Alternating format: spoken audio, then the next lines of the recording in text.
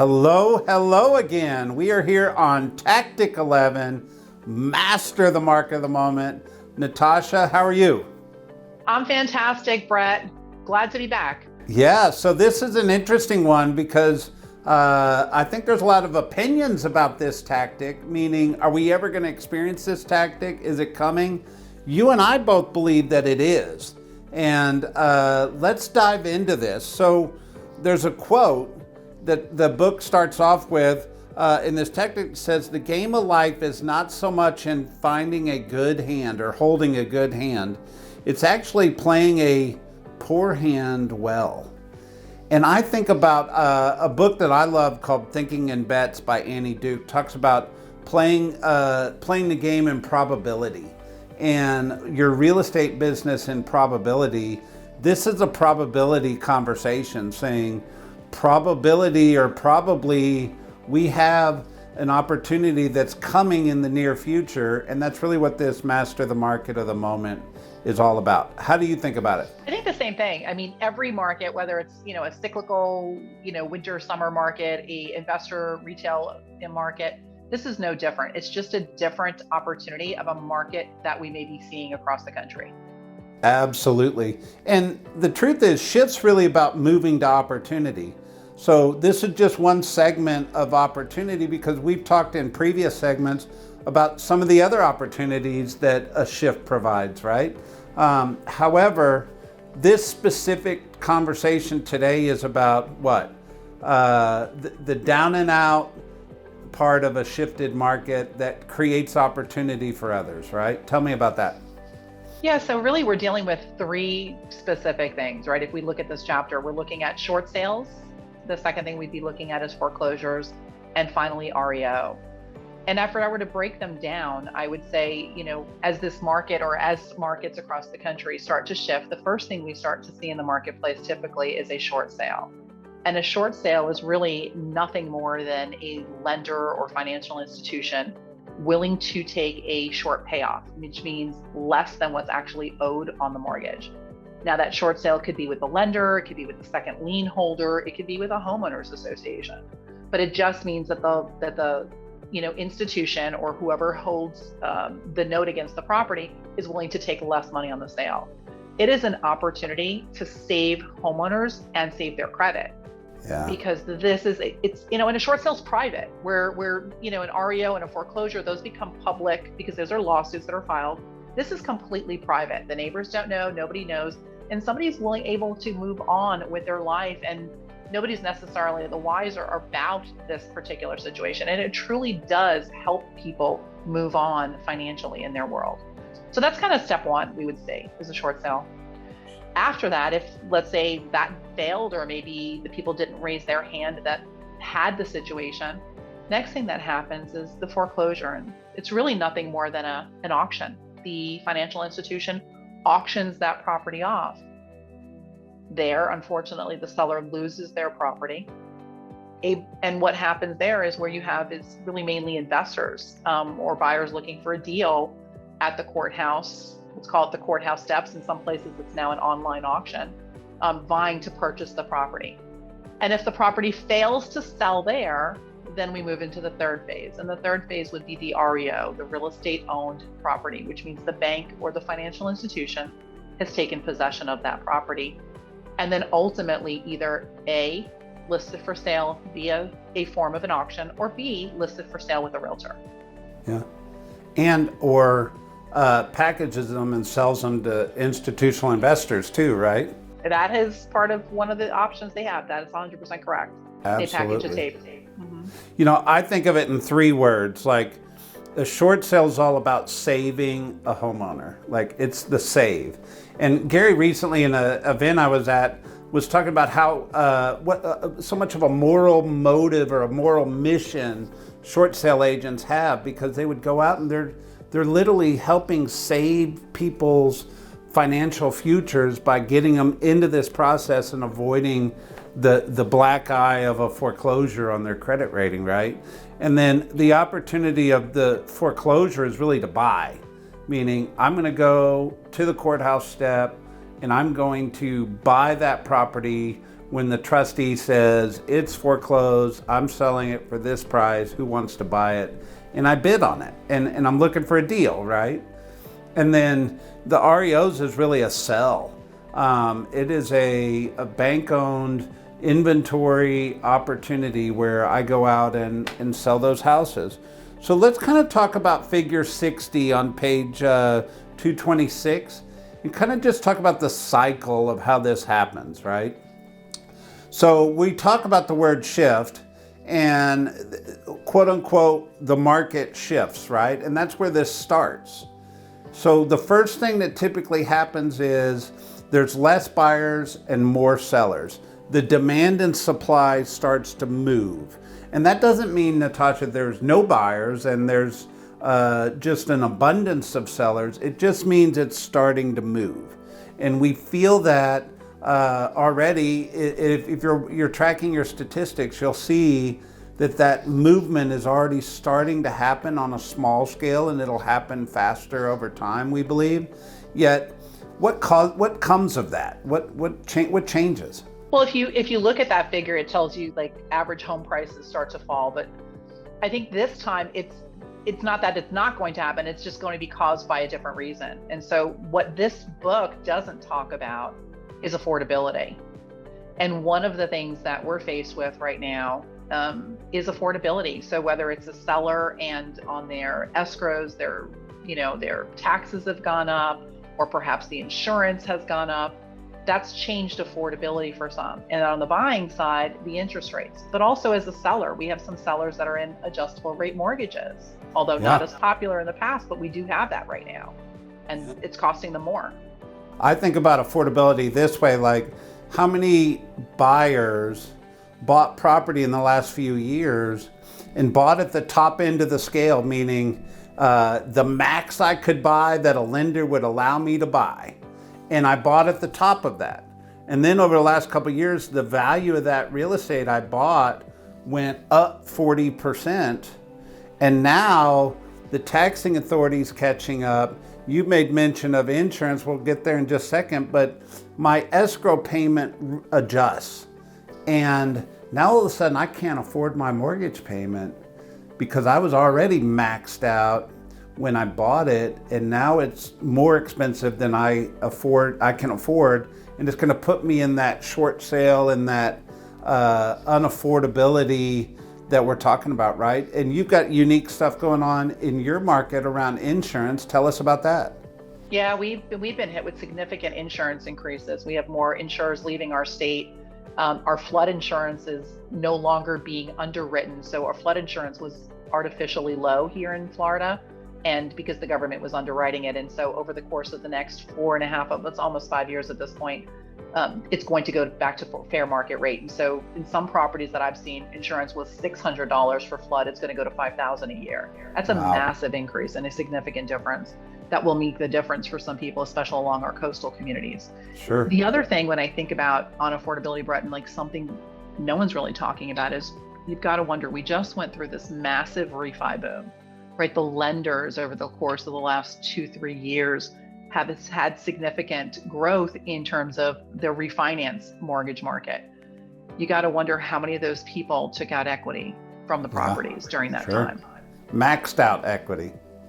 Yeah, right. Maxed it is, whether it's an 80-20, percent, or got as much as they could out of it. And that's where you got to sometimes wonder, because that's what I get, in conversations with agents and this panel I was recently on, people think, well, there's plenty of equity, but nobody's thinking about that. And then additional to that, we have some areas where people took forbearance programs during the pandemic.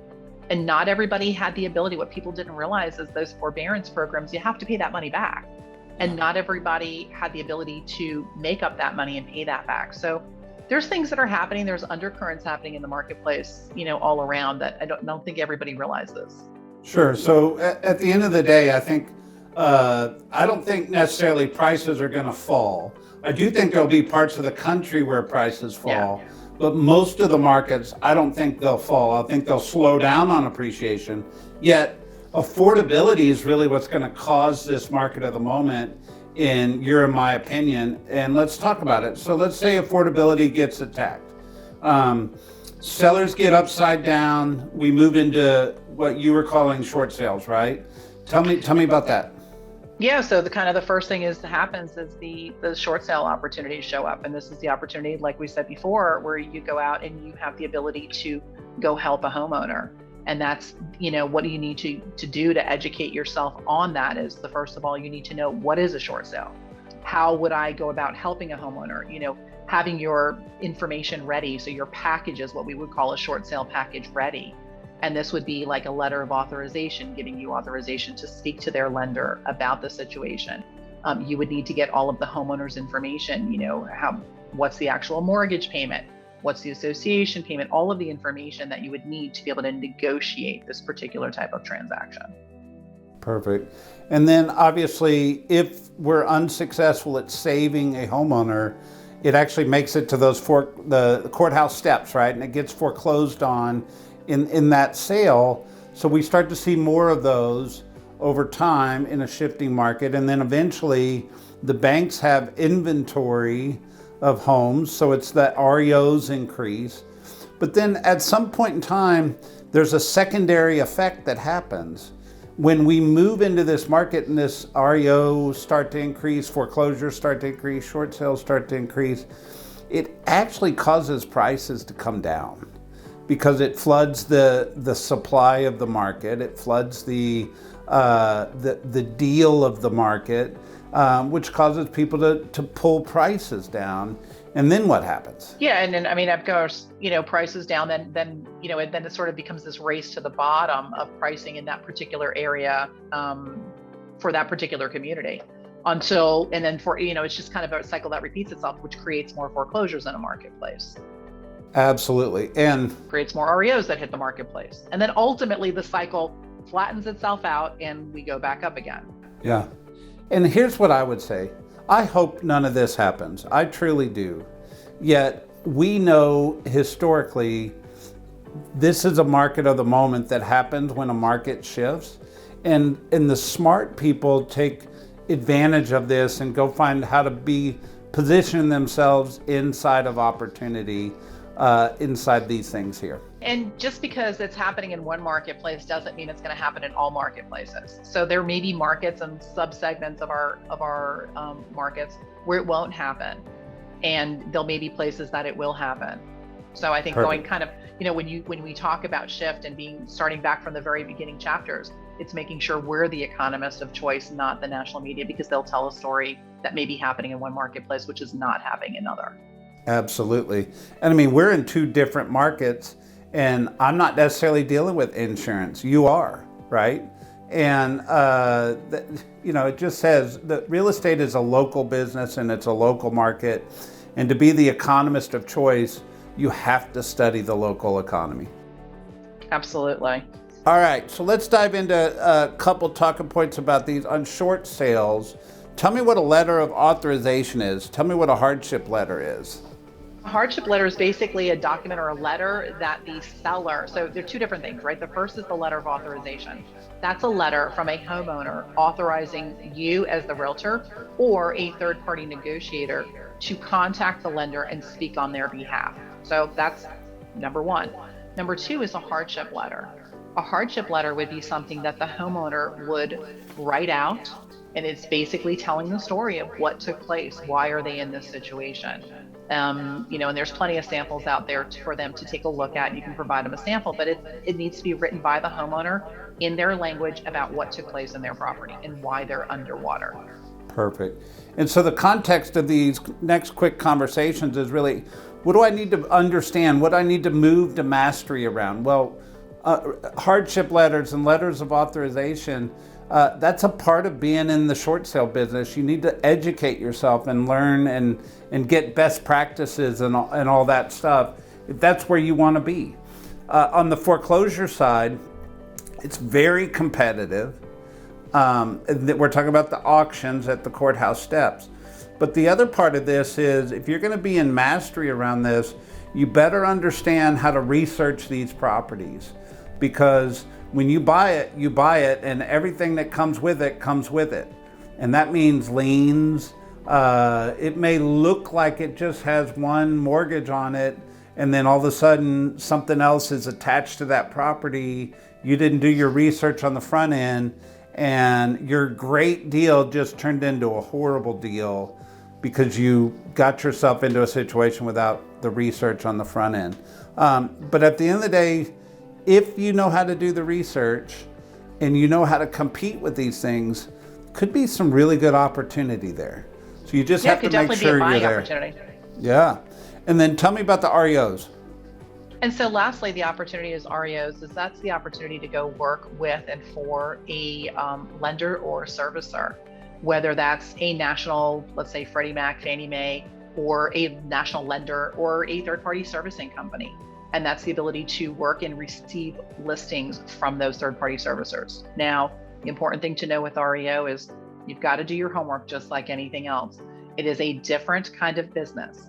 It is, properties need to be inspected every single week. We are often required to pay for expenses on behalf of the lender that are reimbursable, provided we follow the correct procedures.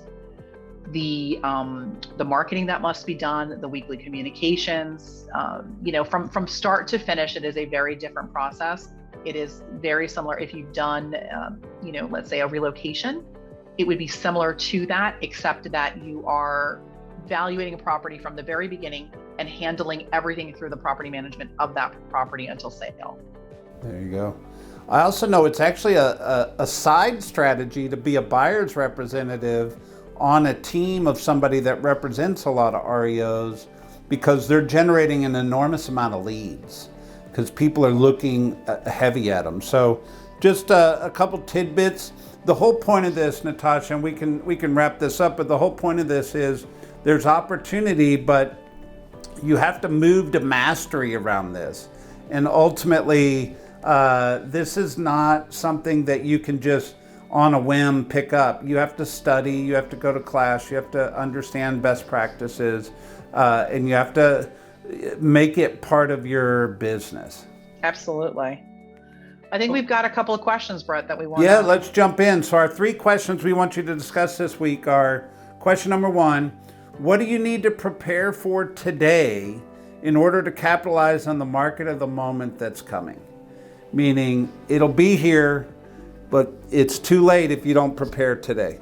So question number 2 is, what part of the market of the moment do you want to be an expert at? Do you want to be an expert at short sales? In helping sellers? Do you want to be an expert at the foreclosure auctions, maybe working with investors or purchasing properties for yourself? Or do you want to be an REO agent? All 3 are very different and they require extensive studying. So which one do you want to be an expert at? Love it. And number 3 is just simply, what do you see as opportunity moving forward? Thank you for tuning in. See you next week for tactic number 12. Bulletproofing the transaction.